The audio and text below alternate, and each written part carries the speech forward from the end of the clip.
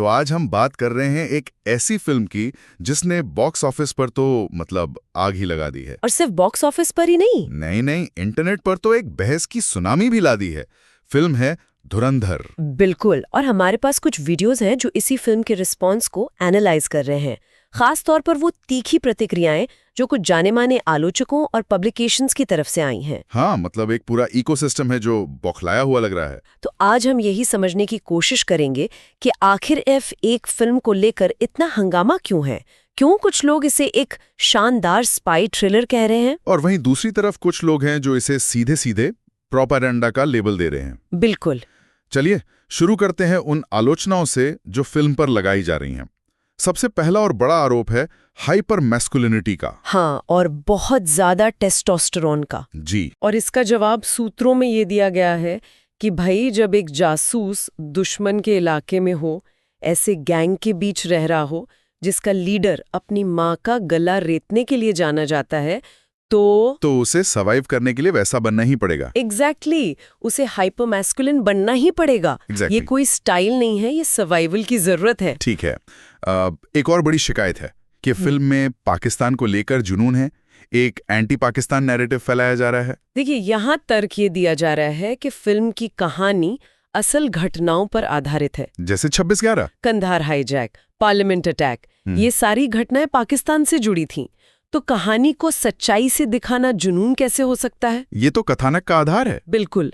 सूत्रों का ये भी कहना है कि ये फिल्म वाईआरएफ स्पाई यूनिवर्स के उस टेम्पलेट को तोड़ती है। अच्छा, जहां एक आईएसआई एजेंट और एक रॉ एजेंट में प्यार हो जाता है। हाँ, वो वाला टेम्पलेट। ये फिल्म पाकिस्तान को सीधे तौर पर एक दुश्मन देश के तौर पर दिखाती है, जो शायद कुछ लोगों को आप कह सकते हैं हजम नहीं हो रहा।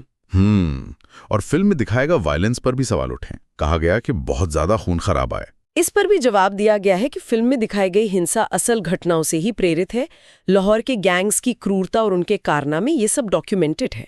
तो जब कहानी ही उन राक्षसों की है तो उन्हें अहिंसक तरीके से कैसे दिखाया जा सकता है, ये भी एक सवाल है। और अब आते हैं सबसे बड़े आरोप पर, जिसके इर्द गिर्द सारी बहस है कि ये एक प्रोपेगेंडा फिल्म है। हाँ। सूत्रों के अनुसार देखिए, ये फिल्म यूपीए सरकार के दौर में हुए आतंकी हमलों पर उनकी ढीली प्रतिक्रिया को दिखाती है, जो कि एक फैक्ट है। तो इसे प्रोपेगेंडा कहना तो असलियत से मुंह मोड़ने जैसा हुआ। यही तर्क दिया जा रहा है।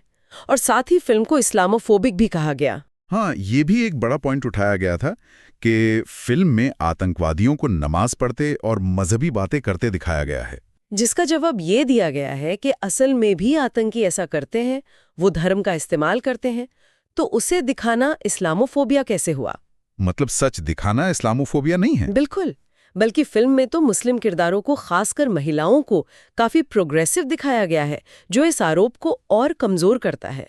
तो फिर आखिर इस पूरे मेल्टडाउन की, इस पूरी खलबली की असली वजह क्या बताई जा रही है? देखिए, जो एक दिलचस्प विश्लेषण सामने आ रहा है वो ये है कि असली वजह ये है कि आदित्य धर जैसे निर्देशक अब सॉफ्ट प्रोपेगेंडा की कला सीख गए हैं। Soft propaganda? हाँ, वो कला जो पहले सिर्फ लेफ्ट लीनिंग फिल्म मेकर्स का हथियार मानी जाती थी, वो एक प्रो इंडिया नैरेटिव को बहुत ही स्टाइलिश और कमर्शियल पैकेजिंग में पेश कर रहे हैं। और वो दर्शकों को पसंद आ रहा है। बहुत ज्यादा पसंद आ रहा है।